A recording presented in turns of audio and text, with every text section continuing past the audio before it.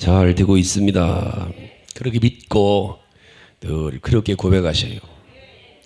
모든 것을요 절대로 부정적으로 보지 말고 부정적인 고백하지 말고 우리 장로님들 기도하실 때도 절대 부정적인 기도를 하지 마셔요.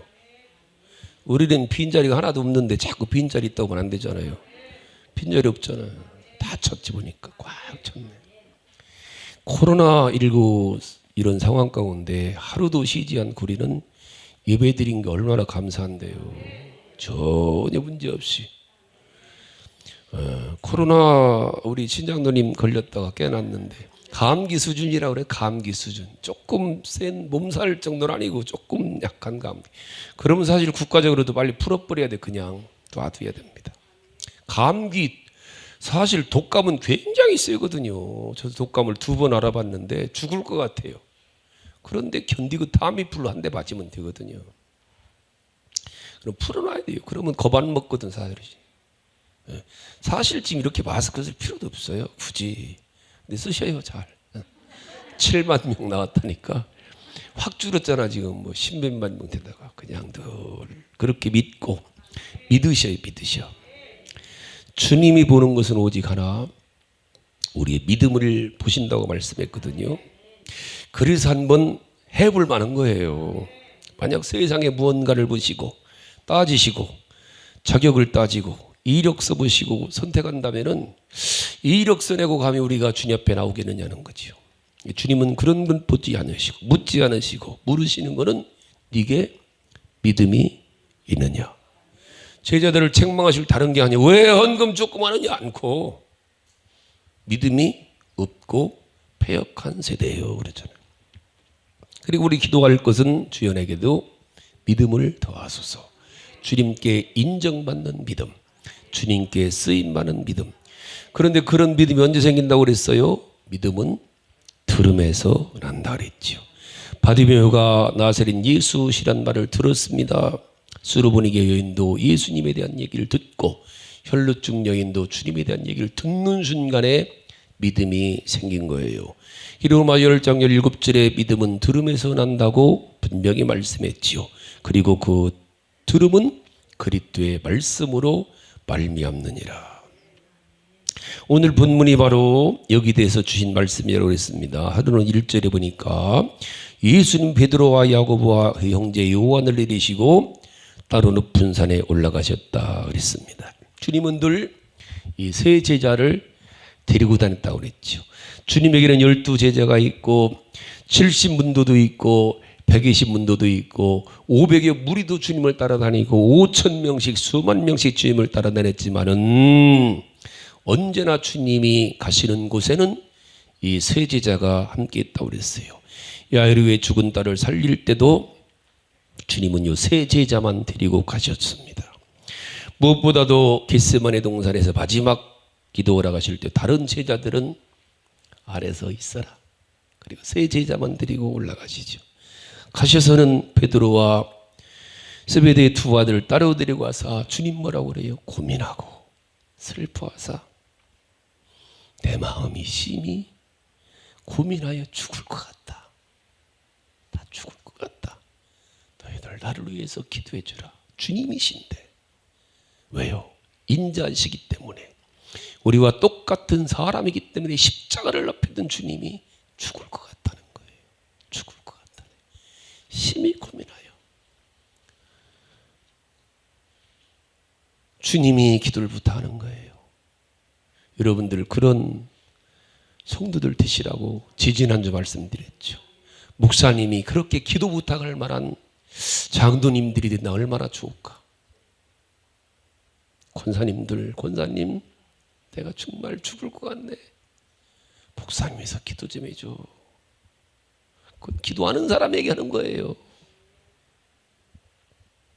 권사님 나 정말 죽을 것 같아. 누구한테 할 수 없는 얘기예요. 목사는 이런 얘기하면 금방 믿음 떨어져. 성도들한테요. 지지를 못 받아요. 그러니까 혼자 앓는 거예요. 근데 주님도 그러셨다면은 얼마든지 우리는 이런 인생을 살다 보면 그런 일이 있을 수 있다는 거죠. 이런 동역자를 만나는 게 축복이고 수천 수만의 사람이 아니에요. 주님에게도 5천 명 무리가 따라다녔지만 기도 못한 건 셋이거든요. 베드로와 야고보, 죽을 지경이다. 그 5천 명을 어떻게 해야 돼? 주님을 이용해서 주님 울거먹겠다는 것이 쉬운 말로 5천 명은 500무리는 어떻게 해야 주님을 이용해서 얼마나 많은 사람들이 교회를 이용해서 주님을 이용해서 목사의 기도를 이용해서 내가 잘 되려고 얼마나 많은 사람들이 교회에 나와요. 그런데 베드로와 요한과 야고보에게 주님은 죽을 것 같다. 나 지금 고민해서 죽을 지경이다. 나 위해서 기도 좀 해줘라. 부탁할 수 있는 권사님들이라면은 아마 그보다 더 큰 축복이 있을까요?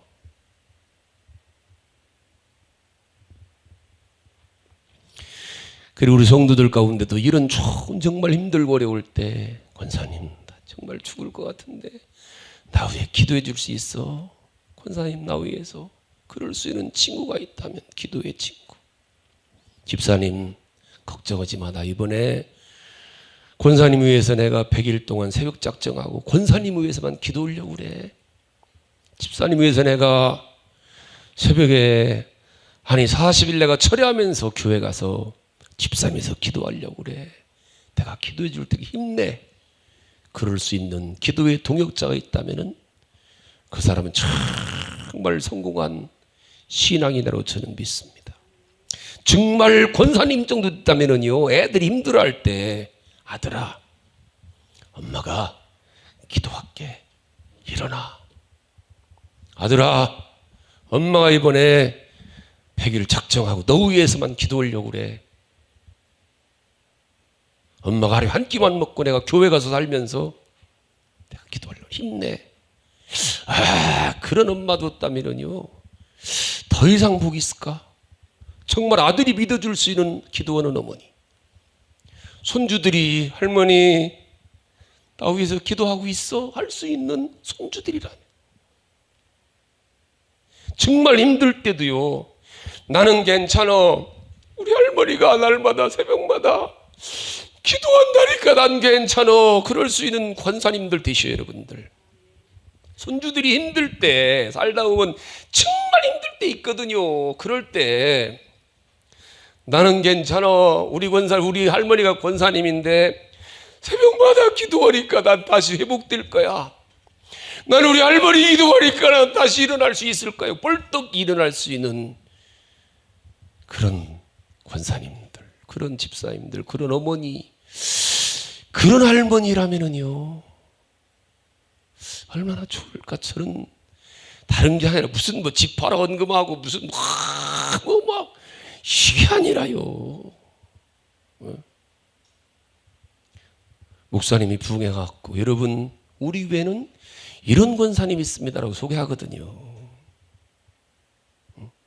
새벽마다 이렇게 기도하는 수없이 저는 새벽에도 제가 그런 간증을, 제가 30년 목회하면서 그런 권사님들, 집사님들, 성도들이 있었기에 주님이 주의 종을 쓰셨다고 간증하잖아요. 주님이 쓰시는 거는요, 베드로와 요한과 야고보가 집 팔아드렸다고 얘기를 안 해요. 소 팔아드렸다고는 간증이 없어요. 주님이 가슴을 드러내놓고 내가 군면하여 죽을 지경이다. 영적으로 그게 최고의 되는 행복이라고 저는 믿습니다. 그보다 더 큰 행복이 어디 있겠어요. 여러분들에게 그런 좋은 믿음의 기도의 동역자들이 있을 수 있기를 바랍니다. 지난주에 여기까지 말씀을 드리다가 지난주에 조광희 선교사님 오셔갖고 말씀을 주셨고 그 세제자들과 함께 주님이 산에 올라가셨는데 갑자기 주님 모습이 여기 2절에 보니까 변형된 거예요. 그들 앞에서 변형되사 그 얼굴이 해같이 빛나며 옷이 빛과 같이 휘어졌더라. 그리고 놀라운 일이 벌어졌습니다. 3절에 그때 모세와 엘리야가 예수님과 더불어 말하는 것이 그들에게 보이거늘. 놀라운 일입니다. 모세나 엘리야는 수백 년 전 수천 년 전의 사람들입니다. 근데 왜 모세와 엘리야가 등장하느냐면은 모세와 엘리야는 구약 성경의 대표자들이에요. 율법의 대표자가 모세이고 선지서의 대표자가 엘리야입니다. 히브리서 11장 1절에 보면 믿음은 바라는 것들의 실상이요 보지 못하는 것들의 증거. 이게 모세와 엘리야예요. 모세와 엘리야. 여기 이제 선진들이로서 히브리 11장 2절에 보면은 선진들이 모세와 엘리야예요. 증거를 얻었느니라. 믿음은 바라는 것들에 아직 오지 않았는데 바라는 거예요. 앞으로 100년 후에 300년 후에 오실 메시아를 바라는 거예요. 바라는 것들의 실상이다. 바로 엘리야의 믿음인 거예요. 보지 못하는 것들이 증거다. 모세는 자기가 살지 않은 세계, 보지 않은 세계를 성령의 감동으로 보고 믿음으로 창세기를 기록하고, 할렐루야. 태초부터 창세까지, 창세부터 자기 시대까지 성령의 감동으로 모세는 다 보고 엿새 동안 천지를 창조한 걸 보았습니다. 인간의 에덴 동산에서 행동하는 걸 다 보았습니다. 이거 다 타락하는 것도 보았고 하나님 앞으로부터 떨어져 나가는 인간도 모세는 보았지요. 아담의 후손들이 불행하게 살아가는 것도 보았고 과거를 영으로 모세가 본 거예요. 그래서 보지 못한 것들을 증거한 모세의 믿음이라는 거예요. 그 후에 모세는 하나님부터 율법을 받아서 기록했죠. 이해 가셨나이까? 그럼 엘리야는 앞으로 일어날 일, 소망하는 일, 기대하는 일입니다. 그걸 성령의 감동으로 보고 앞으로 몇백 년 후에 몇천 일어날 일들을 보고 믿음으로 선포하는 게 선지자예요. 그 선지자의 대표가 엘리야입니다.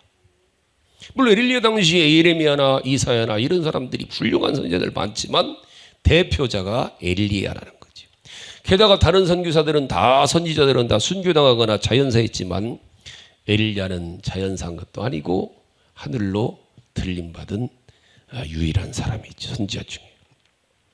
일반적으로 이 선지자는 자기로부터 앞으로 오실 메시아 예수님까지를 미래를 보는 사람들이 선지자예요. 장차 오실 메시아를 보는 거예요.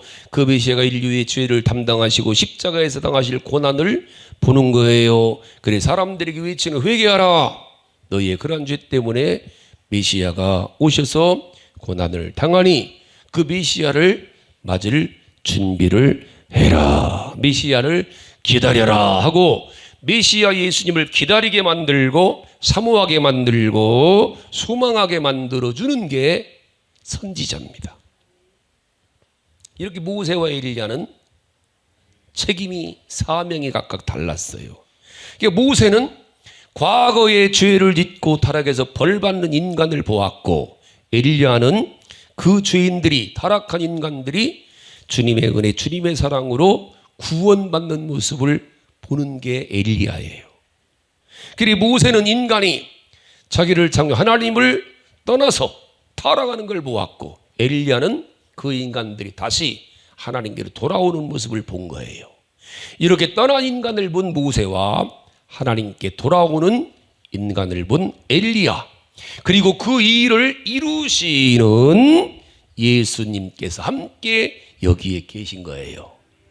이 셋이 변형산에서 만났고 그것을 제자들이 본 겁니다. 이해가셨죠?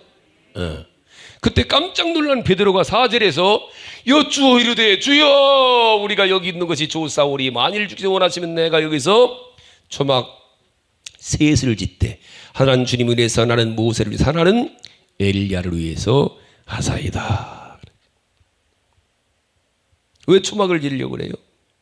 느헤미야 8장에 보면은 유대인의 절기 중에서 초막절 있죠. 초막절 7월달에 초막절 우리로 말하면은 추수감사절인데 그 초막을 짓고 거기서 절기가 끝나도록 하나님을 섬기던 풍습 때문에 초막절 얘기를 한 거예요.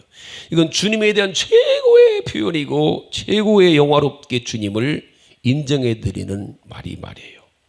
그래서 주님은 내가 조막을 지어드림으로써 최고의 의에 드릴 테니까 주님 여기서 내가 주님을 잘 섬기고 최고로 영화롭게 드릴 여기서 삽시다. 가지 말고.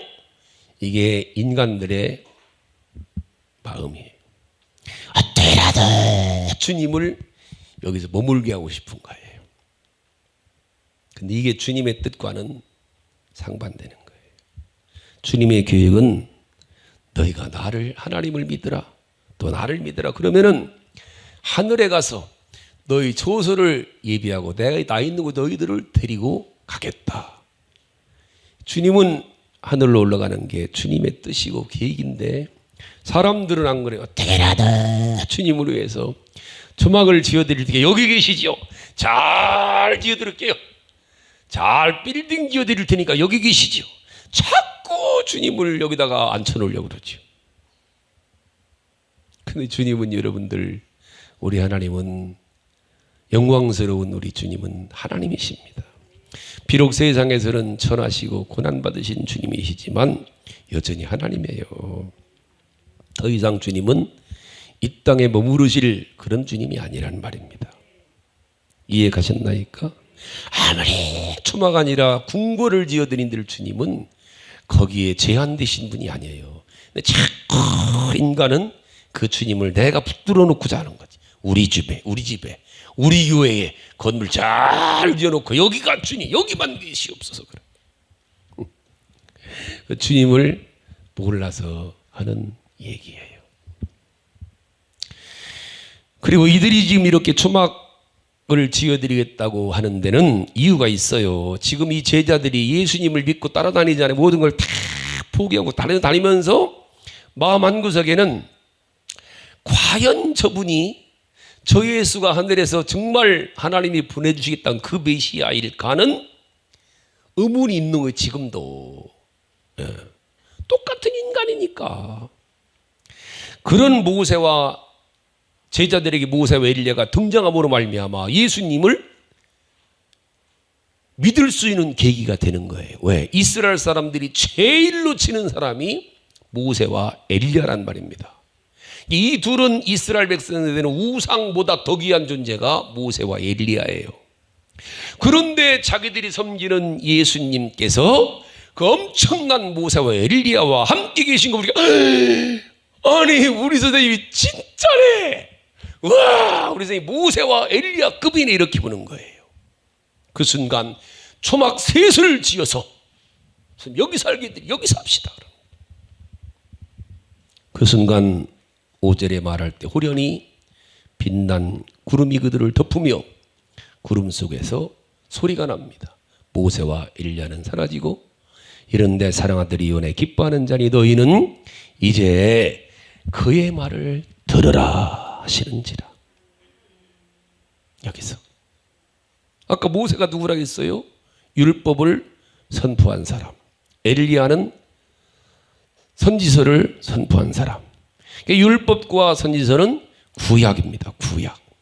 구약 성경이에요. 구약을 39권을 크게 성경 그러면은 모세의 율법과 선지서를 성경 하나님 말씀 거기다가 굳이 한 권 더 넣는다면은 시가서는 시편, 욥기, 시편, 잠언, 전도서, 아가까지. 그리고 거기다가 더 우리는 성경이다 해갖고 뭐까지 넣죠? 역사서까지 듣죠. 이해갔어요? 그게 모세와 엘리야면은 구약의 대표. 율법과 선지서면은 구약 성경 그러는 거예요. 지금까지 이스라엘 백성들에게 율법과 선지서의 교훈은 절대적인 하나님 말씀이죠. 신약은 안 나왔으니까. 그러나 여기서 지금 모세와 이스라엘 백성들이 철저히 하나님 말씀으로 인정하고 섬기던 모세와 엘리야 같이 있다가 사라지면서 이제 너희들이 들을 말씀은 율법과 선지서가 아니라 그 율법에서 말하던 예수가 여기 왔고 선지서에 말하던 예수가 여기 왔으니 이제는 저의 말을 들어라. 그는 내 아들이니라. 할렐루야. 이게 오늘 본문이에요. 할렐루야. 이게 모세와 엘리야는 하나님의 종들입니다. 그러나 예수님은 하나님의 사랑하는 독생자지요. 할렐루야. 그러니 이제 그는 내 아들이니 그의 말을 들어라 해요. 모세와 엘리야는 하나님의 종이기 때문에 과거에는 종들이 전한 말을 들었죠. 하지만 이제는 아들이 아버지의 말씀을 가지고 와서 아버지의 말씀을 전하니 너희들은 아들의 말을 들어라. 할렐루야. 아들이 전한 말씀은 곧 아버지 말씀이에요. 아들과 아버지는 동급이요, 동급. 아버지 건 내 거, 내 거는 내 거. 네. 아버지 거는 다 내 거요. 네. 아버지 건 다 내 거. 아버지와 아들은 하나예요, 하나. 할렐루야. 아멘, 아멘. 요한복음 12장 가볼까요? 요한복음 12장. 자, 요한복음 12장. 예수님은 말 이렇게 아버지 말씀을 전하러 아버지의 이름을 가지고 아버지의 이름으로 오셔서 아버지의 이름을 위해 살아셨지. 12장 찾으셨나이까? 자, 47절부터 보시겠나이다. 50절까지. 47절 시작. 사람이 내 말을 듣고 지키지 아니할지라도 내가 그를 심판하지 아니하노라.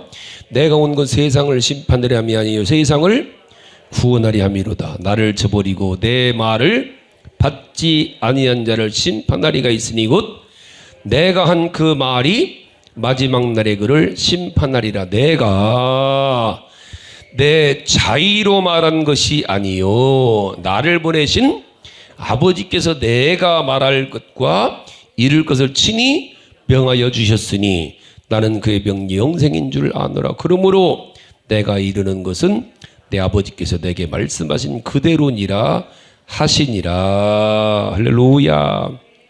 우리는 이 사실을 믿어야 돼요.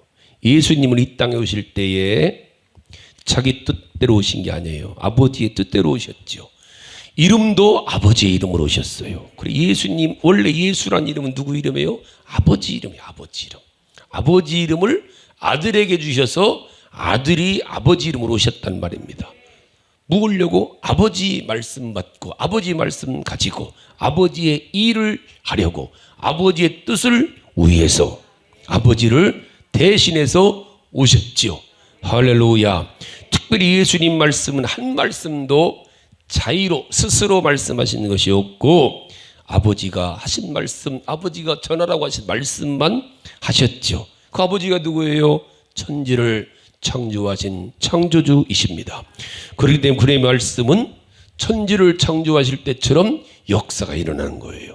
바다도 풍랑도 그 주님의 말씀에 순종하고 귀신들도 듣고 떨며 도망가고 그 말씀으로 각종 질병도 치료되고. 그런 사실을 한 마리아는 뭐라고 그래요? 간혼인잔 집에서 포도주가 모자란지라 라는 말을 듣고 나서 주께서 무슨 말씀을 하시든지 그대로 하라 그러죠. 너희들이 주님이 무슨 말씀하든지 이해가 되든 안 되든 납득이 가든 안 가든 네 생각에 맞든 안 맞든 무슨 말씀이든지 간에 그대로 하면 기적이 일어난다는 거죠.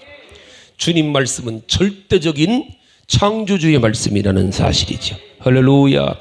그래 주께서 무슨 말씀을 하시든지 밤을 새워 그물지레를 해도 고기 한 마리 못 잡던 베드로에게 주님 뭐라고 그래요? 깊은 데로 가서 그물을 던지라. 그물 저 깊은 데. 그때 주님 베드로가 뭐라고 그래요? 아이고 말도 안 되는 소리네. 내가 밤새 잡아봤시오. 여기는 원래 고기가 아침에는 깊은 데 없고 뜨거운 물가로 나와요. 햇빛 쐬려고. 그러지 않아요. 베드로 뭐라고 그래요? 주의 말씀을 의지하여 그물을 내리리다 하고 깊은 데에 그물을 내린 즉 그물이 찢어지게 잡힌지라. 할렐루야. 여기서 기적이 일어나고 이적이 일어난다는 것이죠. 무슨 말씀을 하든지 간에 여러분 그 음성이 주님의 음성이 여러분들의 귀에 들리시고 마음에 들리시고 삶에 들리시기를 바랍니다. 때로는 이해가 안 갈 수 있고 왜 저러실까 그럴 수도 있고 지금은 시기가 어느 시기인데 이러실까 그럴 수도 있지만요. 그때 여러분들이 그 말씀 딱 붙들고 말씀을 붙들고 할렐루야.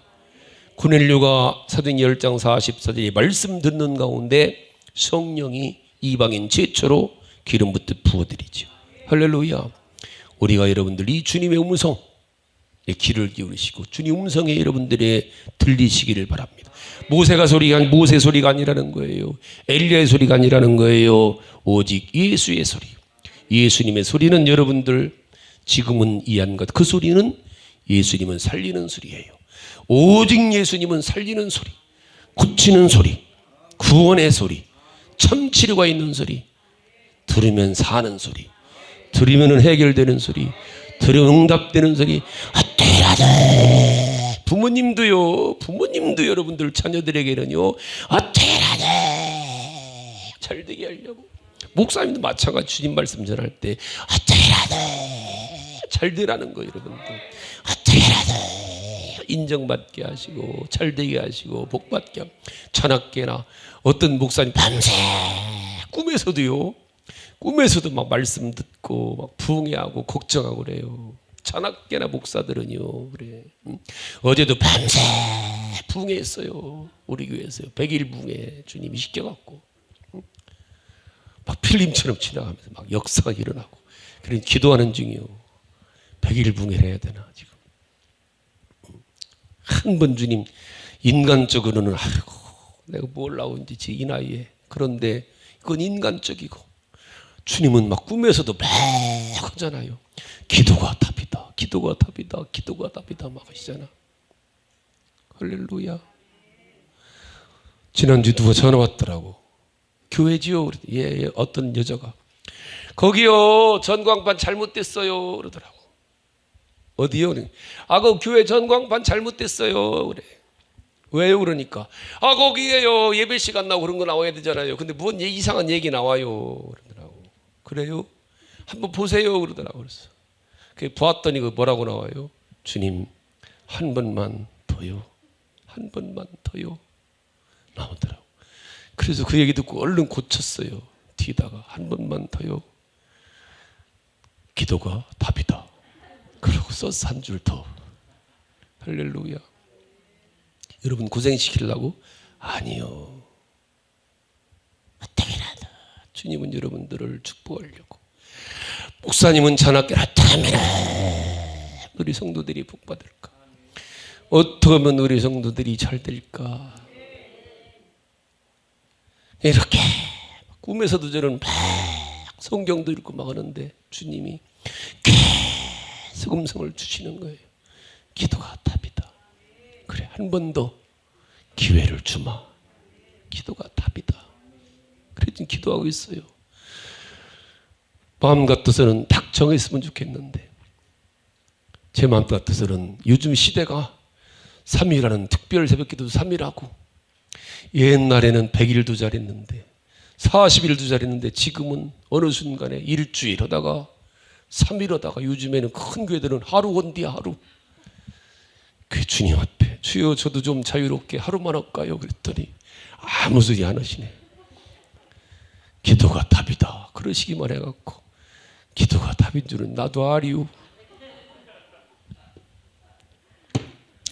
어떻게라도 우리는요 주님 소리를 여러분 듣고 그게 내 삶과 내 환경과 안 맞더라도 주님 말씀하셨으니 내가 말씀 붙들고 한번 내가 깊은 데로 가서 그물을 여러분 저는요 우리 세미래 교회는요 저는 제 그 믿음이 있어요. 하나님은요 저는 정말 원 없이 원의 원도 없이 저는 쓰임을 받은 사람이에요. 여러분들은 모르죠. 잘. 참 저는 그래요. 원 없이 쓰임 받고. 근데 참 안타까운 거는 늘 제가 기도하면서도 제가 부흥회는 아마 25년 동안 장경동 목사님보다 제가 부흥회를 더 다녔을 거예요. 한 주간 부흥회는.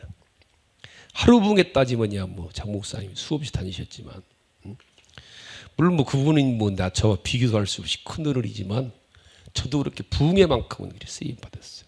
근데 저는 늘 25년 부흥회 다니면서 소원이 제가 전하는 말씀에 따르는 표적이 우리 성도들에게 있어야 되는데 남 얘기하고 다니거든요. 전 그게 다 속상했어요. 말씀 전하면서 우리 교회에 이런 권사님이 이렇게 말씀대로 살아서 이런 축복을 받고 이런 응답을 받고 이렇게 쓰임 받는 사람이 있습니다. 여러분들도 도전 받으세요. 해야 되는데 그게 참 안타까워요. 지금도 사실은 그게 속상해요. 수도 없이 말씀을 수천 교회 가서 전했으면 그 말씀대로 우리 성도들 가운데 간증거리가 나와줘야 되거든요. 그래야 그게 말씀이 합당한 거거든요. 그 많은 사람들이 그 강사님, 그 목사님 그렇게 말씀드려 그 교회 세미래 교회에 참 그런 성도들이 있다대. 그래야 되는데 아이고 저희 교회는 뭐 이리 버리면은 얼굴이 화끈거려 이게. 지금도 저는 그런 기도를 해요. 주님 정말 우리 교회에서 뭔가 그게 뭐가 됐든 꼭 제가 뭐 까녀요. 뭔가 그 교회는 그런 권사가 있다대. 그런 장로들이 있다대. 그런 간증거리가 될 수 있는 우리 세미래 교회. 우리 아이들 우리 아이들이 많지는 않지만 저는 막 우리 아이들 생각하면은 가슴이 뛰어요. 감사하다. 우리 하람이도 보니까 저렇게 앞에 앉아갖고 참 감사하잖아. 여러분들 가운데 그렇게 말씀에 의지해서 내가 그물을 내리리다. 다른 말씀이 아니라 주님 말씀에 여러분 귀를 기울이시고 주님 말씀대로 축복의 응답의 주인공들이 나올 수 있기를 주님의 이름으로 축복합니다.